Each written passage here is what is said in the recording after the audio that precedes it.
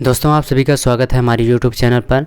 इस वीडियो में हम रेलवे ग्रुप डी का जो नया बुक आया है खान सर का, उसका प्रैक्टिस सेट जो है सॉल्व करने वाले हैं। जिसमें इस बुक में जो है टोटल 24 प्रैक्टिस सेट है 7 लेवल का, जिसमें से हम लेवल नंबर 2 का सेट नंबर 6 सॉल्व करने वाले हैं। तो चलिए शुरू करते हैं। किसी को कोई क्वेश्चन हो तो पूछ सकता है। मैम ऑफलाइन क्लास तो स्टार्ट हो गई है, लेकिन जो बच्चे स्कूल नहीं आ पा रहे हैं उनकी पढ़ाई कैसे होगी? राहुल के पापा ने तो साफ मना कर दिया स्कूल आने से। अरे तुम उसकी टेंशन मत लो, वो अभी भी टीचमेंट ऐप के द्वारा हमारे साथ लाइव है।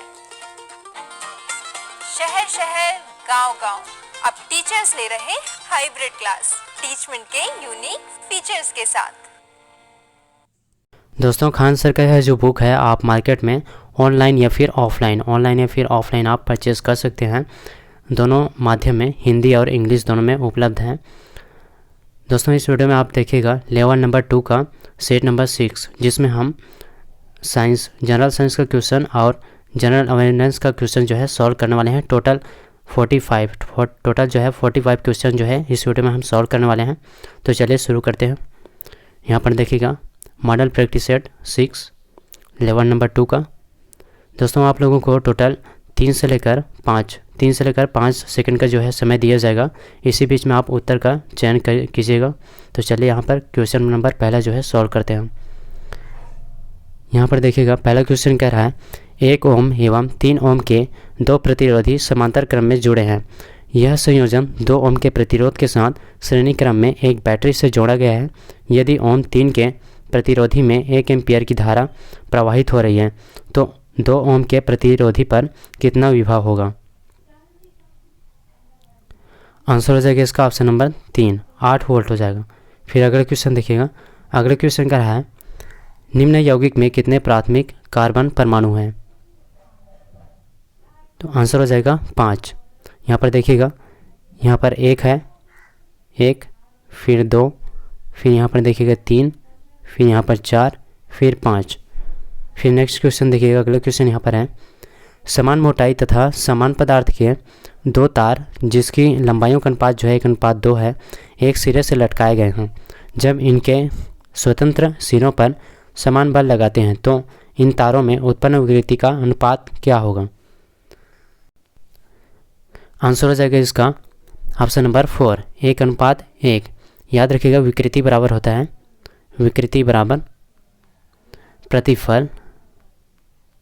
प्रतिफल अपॉन यंग गुणांक। और जो विकृति होता है तरंगों की लंबाई पर डिपेंड करता है। अतः समान बल लगाए जाने पर विकृति भी समान ही होगी। फिर अगला क्वेश्चन देखिएगा। अगला क्वेश्चन कह रहा है यहाँ पर जो श्रृंखला दिया गया है कार्बन का, इसमें IUPAC नाम बताना है।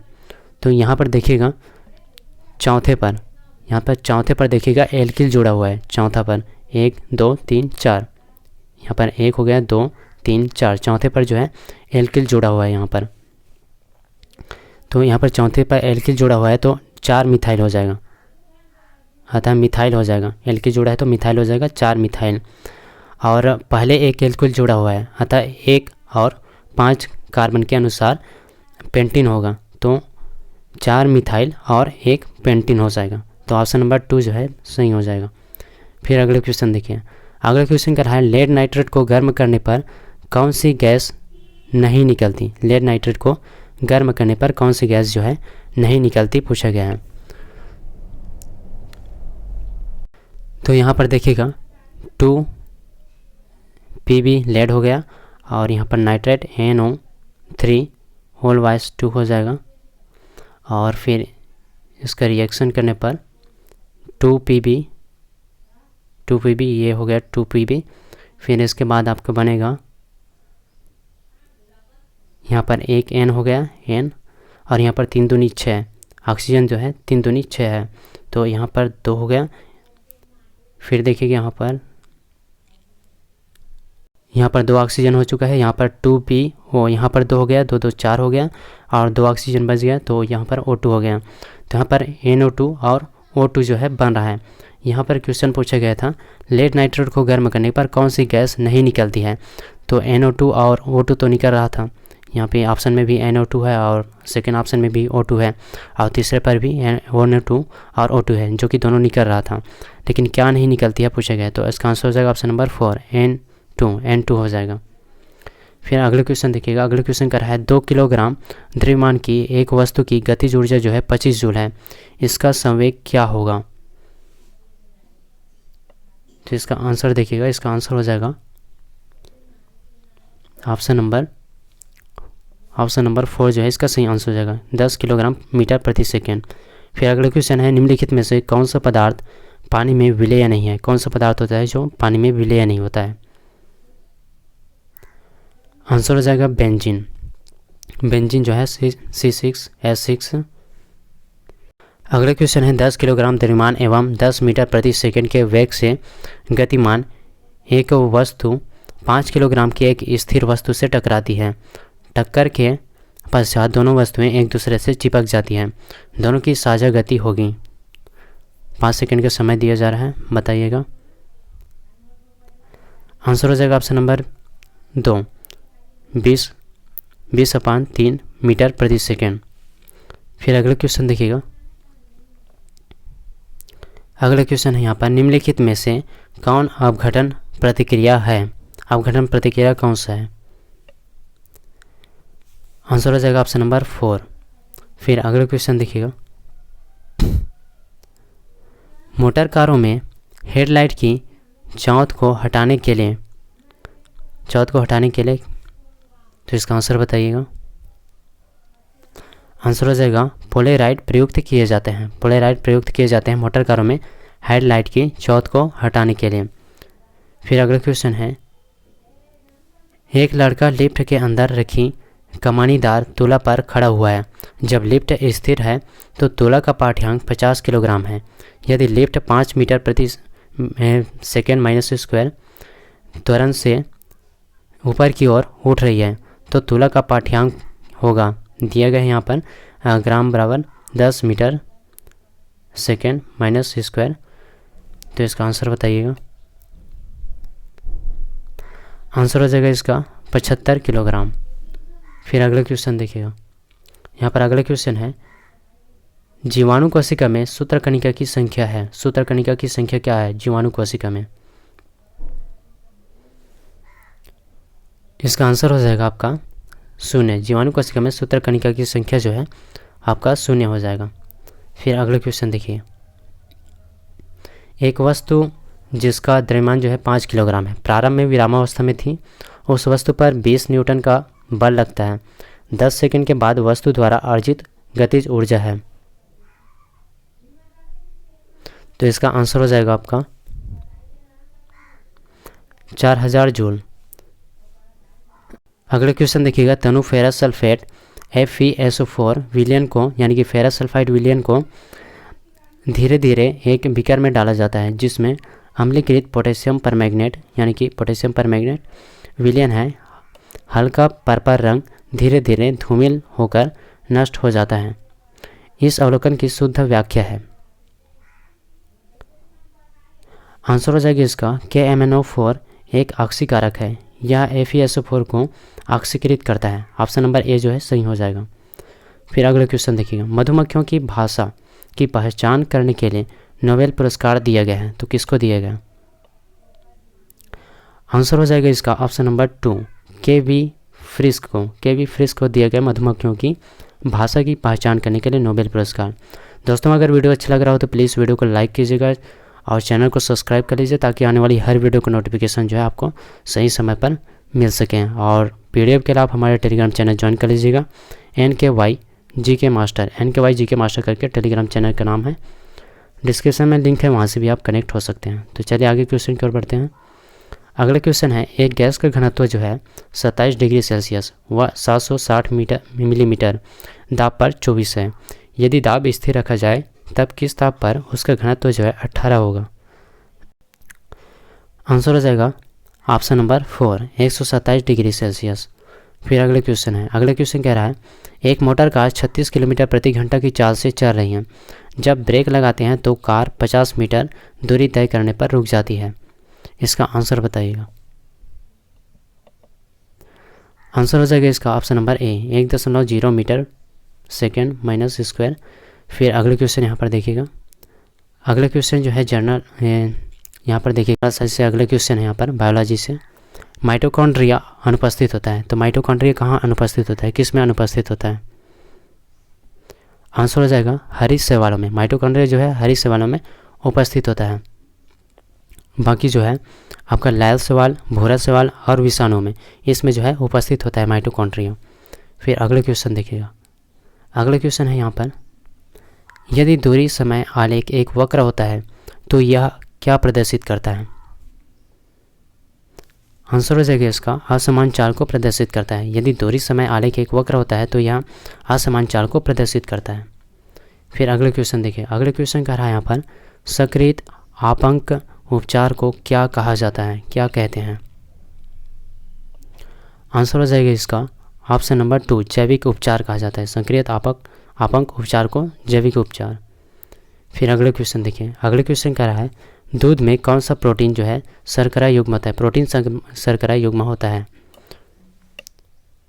आंसर हो जाएगा इसका कैसिन लैक्टोज, कैसिन लैक्टोज हो जाएगा।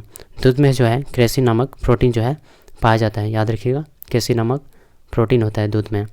और दूध में विद्यमान शर्करा लैक्टोज होता है, दूध में जो विद्यमान शर्करा होता है उसमें लैक्टोज होता है। फिर अगले क्वेश्चन कह रहा है, मलेरिया मादा एनाफिलिस से फैलता है, इसकी खोज किसने की थी? मलेरिया जो है एनाफिलिस, मादा एनाफिलिस होता है उससे फैलता है, तो इसकी खोज किसने करी थी? आंसर हो जाएगा इसका एडवर्ड जेनर। जो एडवर्ड जेनर है, सॉरी रोनाल्ड रॉस इन्होंने करी थी। एडवर्ड जेनर ने तो इन्होंने तो चेचक के टीके की खोज करी थी, चेचक के टीके की खोज एडवर्ड जेनर। और मादा एनाफिलिस जो है इससे मलेरिया होता है, इसकी खोज जो है रोनाल्ड रॉस ने करी थी। अगर चेचक के टीके की खोज पूछें तो एडवर्ड जेनर याद रखिएगा। और देखिएगा जो एडवर्ड जेनर है इन्होंने चेचक के टीके की खोज जो है 1796 में किया था। और लुई पास्चर से आप याद रख सकते हैं कि इन्होंने 1860 में रेबीज टीके की खोज करी थी, रेबीज टीके की 1860 में। और रॉबर्ट कोच से याद रख सकते हैं हैजा और टीबी रोग, इसकी खोज जो है रॉबर्ट कोच ने करी थी। और सन पूछ ले तो 1877 में रॉबर्ट कोच हैजा टीबी की खोज 1877। अगले क्वेश्चन है, BCG टीका कितनी उम्र में लगाया जाता है? BCG टीका जो है कितनी उम्र में लगाया जाता है पूछा गया है। आंसर हो जाएगा इसका 15 दिन के भीतर। BCG टीका जो है 15 दिन के भीतर, मतलब 15 दिन के भीतर उम्र में लगाया जाता है। फिर अगला क्वेश्चन देखिएगा, अगर आपसे पूछे कि BCG का फुल फॉर्म पूछ ले तो याद रखिएगा बैसिलस कालमेट ग्यूरिन, यह BCG का फुल फॉर्म होता है, ग्यूरिन। फिर अगला क्वेश्चन देखिएगा, प्लेग किससे फैलता है? प्लेग जो है किससे फैलता है पूछा गया है, तो इसका सही आंसर हो जाएगा जीवाणु से। प्लेग जो है जीवाणु से फैलता है। और अगर आपसे पूछ ले कि जो प्लेग है किस जीवाणु से फैलता है, जीवाणु का नाम पूछ लें तो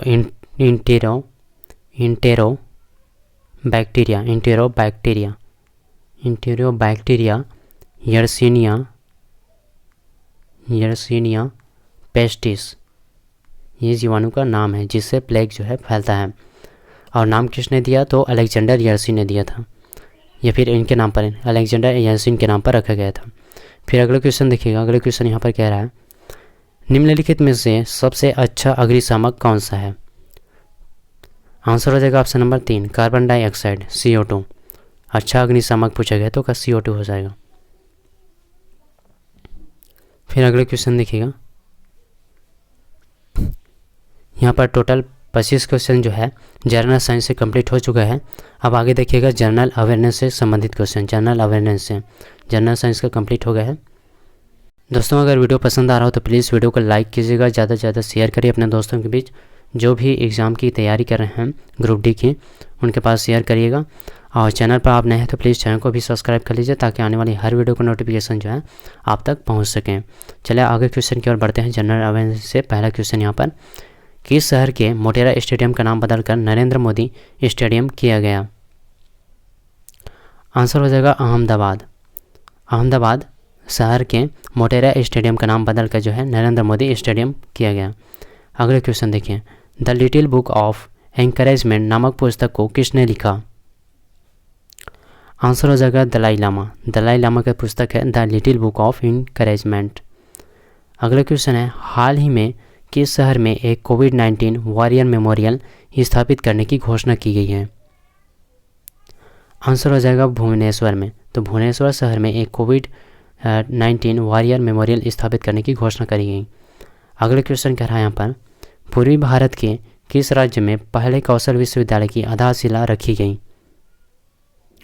आंसर हो जाएगी इसका असम। पूर्वी भारत के जो असम राज्य है, पहले कौशल विश्वविद्यालय की आधारशिला जो है रखी गई उसमें।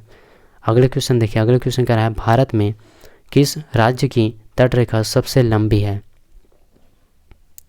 तो आंसर हो जाएगा गुजरात। तो भारत में गुजरात राज्य की तटरेखा जो है सबसे लंबा है। अगला क्वेश्चन है, निम्नलिखित में से क्या गैर संविदा आय है? आंसर हो जाएगा लाभ। लाभ जो है गैर संविदा आय होता है।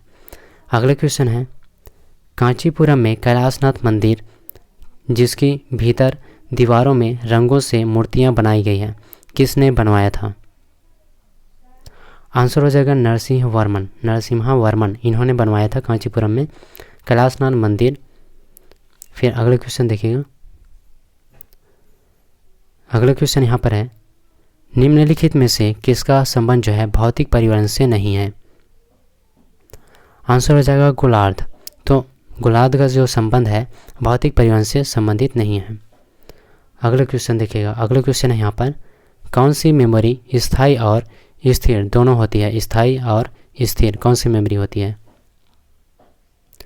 आंसर हो जाएगा इसका रोम, जिसका फुल फॉर्म जो है रीड ओनली मेमोरी होता है। तो रीड ओनली मेमोरी जो है स्थायी और स्थिर दोनों होती है। फिर अगले क्वेश्चन देखिए, अगले क्वेश्चन कह रहा है, भारत में गरीबी का मापन निम्नलिखित में से किस मापदंड द्वारा किया जाता है? आंसर हो जाएगा कैलोरी ग्रहण करना। कैलोरी ग्रहण करना। भारत में गरीबी का मापन जो है कैलोरी ग्रहण करना मापदंड के द्वारा किया जाता है। अगले क्वेश्चन देखिएगा, अगले क्वेश्चन कह रहा है, उस्ताद बिस्मिल्लाह खां कौन सा वाद्य यंत्र जो है बजाते थे? आंसर हो जाएगा option number C, option number 3 शहनाई। तो उस्ताद बिस्मिल्लाह खां जो है शहनाई वाद्य यंत्र को बजाते थे। अगला क्वेश्चन है, विलासिता की वस्तुओं की मांग की लोच कितनी है? आंसर हो जाएगा इसका 1 से अधिक। ऑप्शन नंबर 2 जो है सही हो जाएगा। विलासिता की वस्तुओं की मांग जो है आंसर हो जाएगा 1 से अधिक। अगला क्वेश्चन है, मंत्रिपरिषद। मंत्रिपरिषद के आकार एवं सदस्यता के बारे में निर्णय कौन करता है? इसका सही आंसर हो जाएगा आपका ऑप्शन नंबर 3 प्रधानमंत्री। मंत्रिपरिषद के आकार एवं सदस्यता के बारे में निर्णय जो है प्रधानमंत्री करता है, भारत का जो पीएम होता है वो। फिर अगला क्वेश्चन देखिएगा, अगले क्वेश्चन कह रहा है यहाँ पर, निम्नलिखित में से किस राज्य को मसालों का उद्यान कहा जाता है? आंसर हो जाएगा केरल। तो केरल राज्य को मसालों का उद्यान कहा जाता है। अगले क्वेश्चन है यहाँ पर, अधिकांश मंगोलियाई आक्रांतक किसके शासनकाल में आए? आंसर हो जाएगा इसका ऑप्शन नंबर 2 अलाउद्दीन खिलजी। अधिकांश जो मंगोलियाई आक्रांता है अलाउद्दीन खिलजी के शासनकाल में आए थे। फिर अगले क्वेश्चन देखिएगा यहाँ पर, अगले क्वेश्चन कह रहा है, उन स्तंभदार भवनों को क्या कहा जाता है जिनमें बौद्ध भिक्षु पूजा करते हैं? आंसर हो जाएगा इसका चैत्य। तो चैत्य कहा जाता है। फिर अगले क्वेश्चन देखिएगा, कर्क रेखा और मकर रेखा दोनों कहाँ से गुजरती है? तो अफ्रीका से गुजरती है। कर्क रेखा और मकर रेखा जो है दोनों जो है अफ्रीका से गुजरती है। फिर अगले क्वेश्चन देखिएगा, अगले क्वेश्चन है यहाँ पर, अंतर्राष्ट्रीय सौर गठबंधन। अंतर्राष्ट्रीय सौर गठबंधन ISA यानी कि ISA के इंटरनेशनल सोलर अलायंस अगले महानिदेशक के रूप में किसे चुना गया है? आंसर हो जाएगा इसका ऑप्शन नंबर 2, अजय माथुर को चुना गया है। अंतर्राष्ट्रीय यानी कि ISA इंटरनेशनल सोलर अलायंस के अगले महानिदेशक के रूप में जो है अजय माथुर को चुना गया है। अगला क्वेश्चन यहाँ पर है, किस संस्था ने एशिया पर्यावरण प्रवर्तन पुरस्कार 2020 जीता? आंसर हो जाएगा इसका ऑप्शन नंबर 4, WCCB। तो WCCB संस्था ने एशिया पर्यावरण प्रवर्तन पुरस्कार 2020 जीता। अगर आपसे पूछ ले कि WCCB का फुल फॉर्म क्या होता है, तो इसका फुल फॉर्म हो जाएगा वाइल्ड लाइफ क्राइम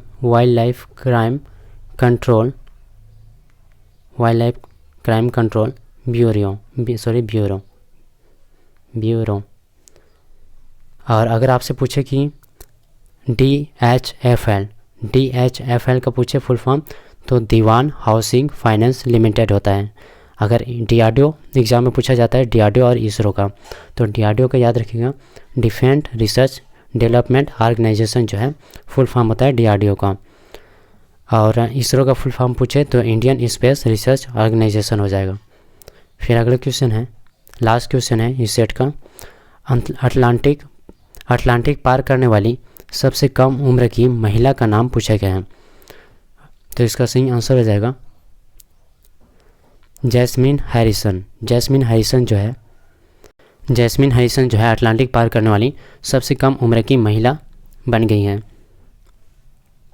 दोस्तों अगर वीडियो अच्छा लगा हो तो प्लीज़ वीडियो को लाइक कीजिएगा, ज़्यादा से ज़्यादा शेयर करिए अपने दोस्तों के बीच। जो भी ग्रुप डी की तैयारी कर रहे हैं NTPC वगैरह की, उनके लिए काफ़ी हेल्पफुल होगा। तो अगर आप चैनल पर नए हैं तो चैनल को सब्सक्राइब भी कर लीजिए, ताकि आने वाली हर वीडियो का नोटिफिकेशन जो है आपको मिल सके। PDF के लिए टेलीग्राम चैनल ज्वाइन कर लीजिएगा, डिस्क्रिप्शन में लिंक है, वहाँ से आप कनेक्ट हो सकते हैं।